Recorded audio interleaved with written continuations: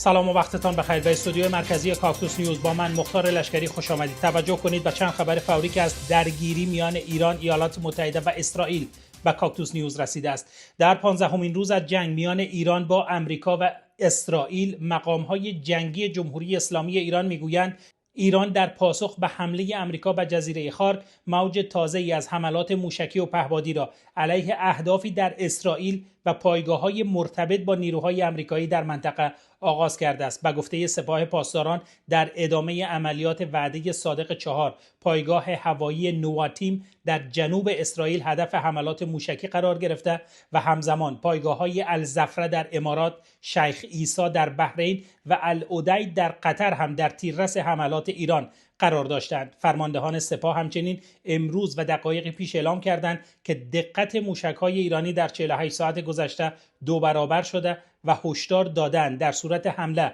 به زیرساخت‌های نفتی ایران، تأسیسات اقتصادی و انرژی مرتبط با آمریکا در سراسر منطقه هدف قرار خواهد گرفت. تحولی که نشان دهنده گسترش دامنه درگیری‌ها و ورود جنگ به مرحله‌ای حساس‌تر در خاورمیانه است.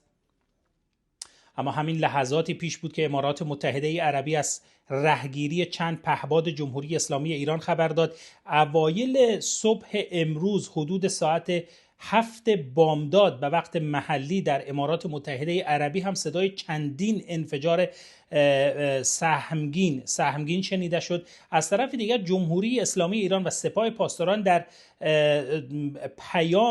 پیامی لحظاتی قبل به امارات متحده عربی هشدار دادند که به نیروهای آمریکایی در جزایر تجارتی آمریکا که پنهان شدن اجازه ندهند که به خاک جمهوری اسلامی ایران حمله موشکی کنند، به خاک خارگ حمله موشکی کنند و از طرف دیگر هشدار دادند به بعضی از مناطق تجاری در امارات متحده عربی و در دبی مخصوصاً که شهروندان امارات مناطق را ترک کنند، به دلیلی که سپاه پاسداران آنچه که بیان کردن این بود که امروز قرار است که حملاتی را به مناطق تجارتی دبی انجام بدهد. این پیامی بود که سپاه پاسداران به شهروندان امارات متحده عربی فرستاد. از طرف دیگر به شبکه الجزیره قطر هم از بامداد امروز پیام وزارت داخلی کشور قطر را در حال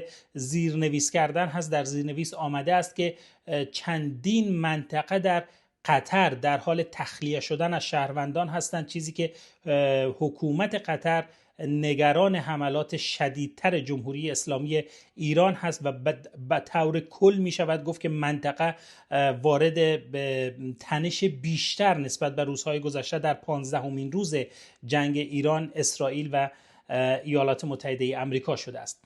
اما دونالد ترامپ رئیس جمهور آمریکا اعلام کرده است که به دستورش فرماندهی مرکزی ایالات متحده آمریکا یا همان سنتکام بامداد امروز در حمله گسترده هوایی تمامی اهداف جنگی در جزیره خارک را هدف قرار داده و منهدم کرده است. جزیره راهبردی برای صادرات نفت ایران. با این حال رسانه‌های ایران میگویند در این حملات که حدود ساعت 6 صبح به وقت محلی رخ داد و دست کم 20 انفجار در آن شنیده شد، زیرساخت‌های نفتی این جزیره آسیبی ندیده است.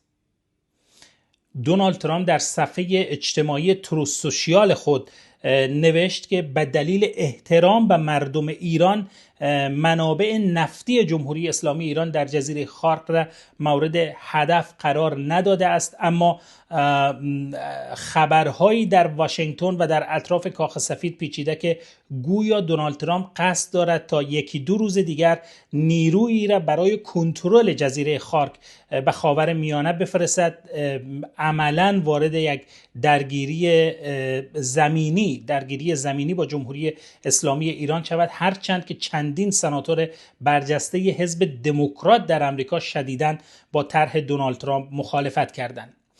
در همین حال اسرائیل کاتز وزیر دفاع اسرائیل اعلام کرده است که جنگ با جمهوری اسلامی ایران وارد مرحله تعیین کننده‌ای شده و این روند با رهبری دونالد ترامپ رئیس جمهور آمریکا و بنیامین نتانیاهو نخست وزیر اسرائیل در حال تشدید است. کاتز همزمان از حملات هوایی آمریکا به آنچه واشنگتن اهداف جنگی در جزیره خارک می‌خواند تمجید کرد. حملاتی که دونالد ترامپ گفته است به نابودی کامل اهداف انجامیده. هرچند رسانه‌های ایرانی گزارش دادند زیرساخت‌های نفتی جزیره که ترمینال اصلی صادرات نفت ایران است آسیبی ندیده است.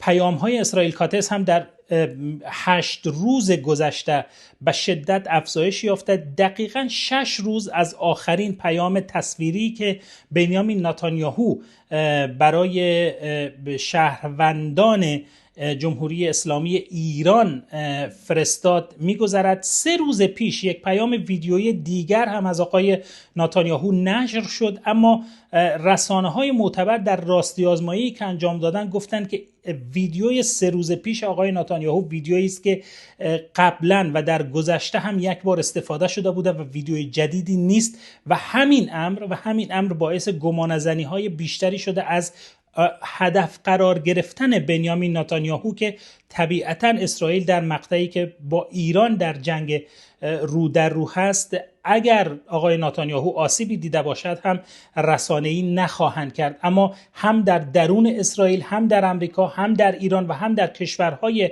حوزه خلیج فارس حدس و گمان‌هایی از هدف قرار گرفتن بنیامین نتانیاهو زده می شود. باید دید که در روزهای آینده چه اتفاقاتی خواهد افتاد. از طرف دیگر در اعلامیه دیگر سپاه پاسداران جمهوری اسلامی ایران و قرارگاه خاتم الانبیا صلی الله علیه و آله و سلم پیامی صادر کردند و در پیام گفتند که از شهروندان شمال اسرائیل درخواست کردند که هرچه زودتر مناطق شمال اسرائیل را ترک کنند و به سمت جنوب اسرائیل حرکت کنند.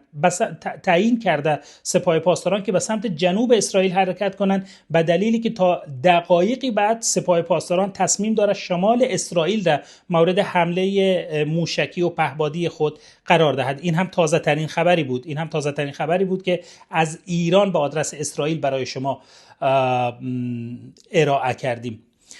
در پی تشدید تنش‌های منطقه‌ای در قطر برای چندین منطقه در دوحه عمدتاً مرتبط با منافع اقتصادی ایالات متحده هشدار فوری تخلیه صادر شده است. اقدامی که پس از آن صورت گرفت که جمهوری اسلامی این مناطق را اهداف مشروع خود اعلام کرد. همزمان گزارش‌ها حاکی از آن است که ساکنان برخی مناطق از جمله مرکز تجاری مشرب دوحه و پناهگاه‌ها و پارکینگ‌های زیرزمینی رفتند، در حالی که عربستان سعودی از رهگیری و انهدام یک پهپاد در شرق عربستان خبر داده و مقام‌های دبی هم اعلام کردند بقایای یک حمله هوایی پس از رهگیری موفق به نمای ساختمانی در مرکز شهر برخورد کرده، اما تلفات یا خسارات جدی گزارش نشده است.